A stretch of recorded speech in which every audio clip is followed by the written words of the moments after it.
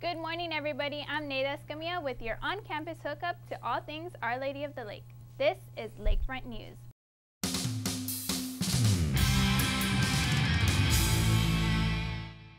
With final exams coming up, many students find themselves stressing to get every last bit of studying in before the big test. However, too much stress can lead to harmful effects on your body, physically and mentally. Some symptoms of stress include headaches, nausea, difficulty breathing, insomnia, depression, and even palpitations of the heart. Here are 5 tips to reduce stress. Eat healthy, well-balanced meals. Avoid drinking alcohol and taking drugs. Manage your time. Give yourself time to get things done in an orderly manner. Keep a positive attitude. And finally, take breaks in between studying periods. This will help your brain from going on a complete overload, and you won't feel so overwhelmed. Now switching gears from final exams to student debt. A lot of students like a search for a better future. We understand that it is important to obtain a college degree. However, to obtain a degree, students are being forced into obtaining large sums of debt. Our own Yadira Chavez interviews Dr. John Swigger, professor in the School of Business and Leadership, to bring us more on this serious matter. Student loan debt, in fact, is becoming a serious matter here in the U.S. According to the Consumer Financial Protection Bureau, student debt has gone over $1 trillion. Joining us today, we have Dr. John Swigger, professor in finance in the School of Business and Leadership. Dr. Swigger, welcome. Good morning. Thank you. So, $1 trillion is a lot of money, and that $1 trillion is owed by students.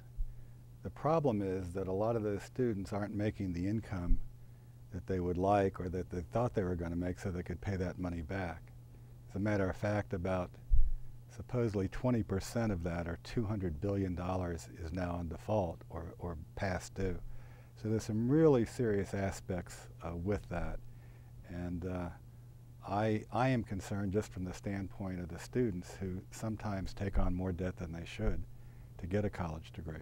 and how do they make this decision? Students out there that need to determine, you know, is obtaining loans accruing debt, is it worth it? How would you answer to that? What advice would you give to students? Well, on the average, in the past, it has been worth it. I think what I see now is that there are some issues in the job market. There are probably in a lot of areas an overabundance of college graduates. And in some cases, students are finding it difficult to get a payoff for their investment. You know, a college degree is an investment. It takes at a private school maybe somewhere in the neighborhood of $100,000 or more. It takes 4 or 5 years of your life. And traditionally, for an investment like that, people have gotten a pretty decent return. They've gotten higher wages over their lifetime.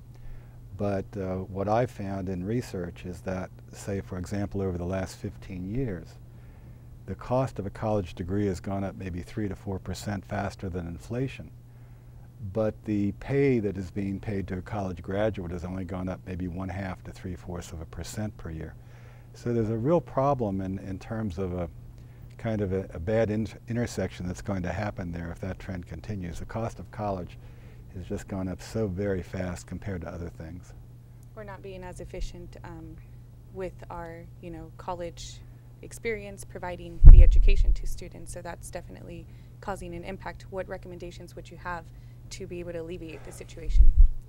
I think there are probably 2 things. I think in higher education, universities are going to have to figure out a more economical delivery way, a more economical way to deliver the services of higher education to the student. In other words, they're going to have to keep the cost down somehow. I'm not sure.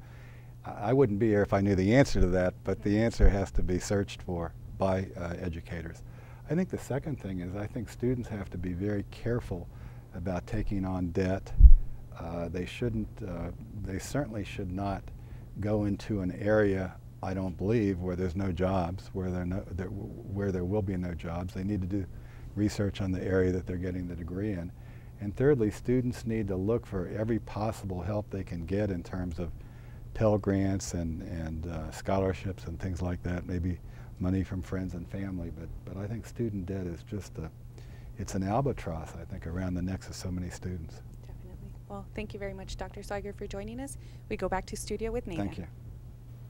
With the economic recessions, a lot of Our Lady of the Lake students have to work to be able to cover their expenses and tuition. Our reporter Miriam is in studio to interview one of the students. Good morning, all of you. It is ironic how Yadira talked about the debt, and some students have already found a way to get out of the debt. Some students have found the jobs off campus, some students found the job on campus. Selena Barrera, my guest today, is a student worker also. Selena, where do you work? I work in the transfer admissions department. And how did you find your job? After searching, I got in contact with my cousin who works in the freshman admissions, and she told me about the job. And did you initially try to find a job off campus, or was it your first choice? No, I started off campus, but it was easier to find a job on campus for me. And what do you think where is it easier to work, off campus or on campus? Probably on campus because hours are more flexible with my classes. And one last question. Does it interfere with your studying that you work also? Because right now it's finals, so you have a lot of pressure already. So does the work add up to that? Not at all. My boss is flexible with my hours when I need to take off. Thank you very much. Back to you, Nada. With summer break just around the corner, reporter Jesus Cortez went out and spoke with students about their plans. With summer break rapidly approaching, I went around the campus talking to students about what are their favorite things about the summer and what are their plans this break. What I like most about summer is that I don't have to do any homework or write any papers because I feel like I'm always writing papers all the time and I'm just sick of it. Well, this summer I plan on doing an internship because I don't want to just sit at home and do nothing, and this way I'm being productive at least. What I like more about summer is that I get to hang out I never have time for over the fall semester or spring semester.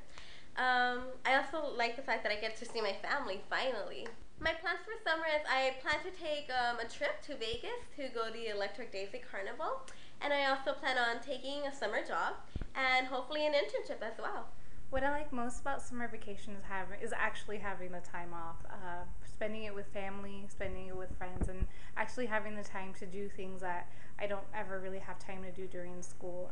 We're always so bombarded with homework and tests and deadlines, and even on the weekends I feel like I don't get to do just fun things. What I really enjoy about summer is that I get to do things that I can't do during the semester because I have more free time.